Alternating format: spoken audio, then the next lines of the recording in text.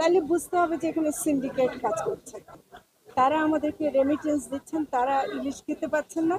এটার জন্য আমরা 11,000 মেট্রিক টন বাণিজ্য মন্ত্রণালয়কে অনুমতি দিয়েছে।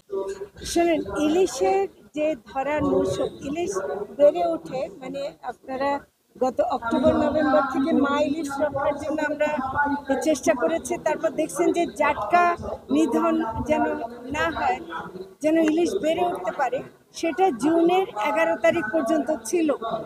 এরপরে যেটা হয়েছে, আমরা প্রতিদিন মনিটর করছি, সেটা হলো যে ইলিশ সমুদ্র থেকে নদীতে আসতে পারছে না বৃষ্টির কম হওয়ার কারণে।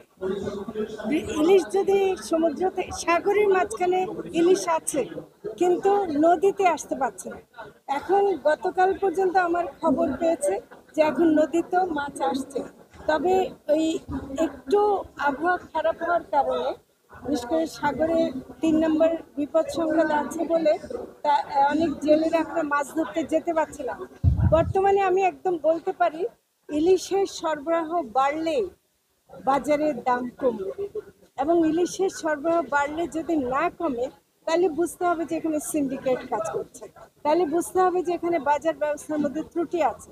এবং সেটা করার জন্য আমরা বাজারে আড়তদারদের সাথে আমরা প্রতিদিন কথা বলতেছি, এবং আমরা বলছি যে এটা কোনো অবস্থাতেই, মানে 1 কেজি ইলিশ যেন কোনো অবস্থাতেই 1500 টাকার উপরে না হয়। 1000-এর নিচে রাখতে পারলে আরো খুশি হতাম।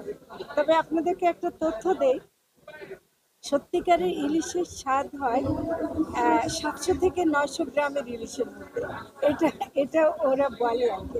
সেটার দাম কম হবে এবং সেটার পরিমাণ কিন্তু অনেক বেশি আসছে। তো একদম বড় ইলিশ যারা খেতে চায় তারা বেশি দাম দিয়ে খাবে, সেটা অন্য ব্যাপার। তবে আমি খুবই চাচ্ছি যে ইলিশের সরবরাহ বাড়ুক এবং আমাদের দেশের মানুষ খাক।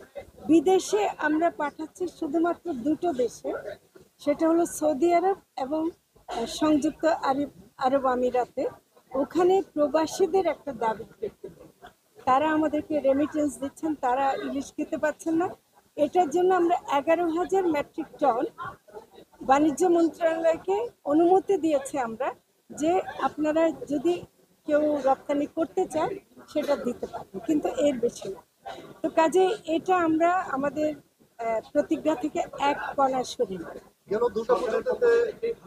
এবার যে তথ্য, ভারতেরই পত্রিকার তথ্য হলো গঙ্গায় ইলিশ অনেক বেড়ে গেছে, যে কোনো কারণে হোক ওদিকে সাগরে ইলিশ ওদিকে গেছে।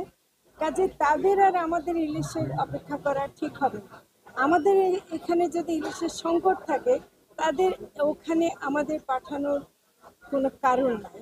হ্যাঁ, এই সৌজন্যটা গতবার যে কারণে, রাজনৈতিক কারণে দেখানো হতো, আমরা আসলে জনগণের প্রতি আমাদের কমিটমেন্ট রাখতে গিয়ে যদি সেটা সরবরাহ বেশি থাকে বা সেই রকম পরিস্থিতি হয়, সেটা তখন দেখা যাবে। এখনো পর্যন্ত আমাদের সেরকম কোনো পরিকল্পনা নেই।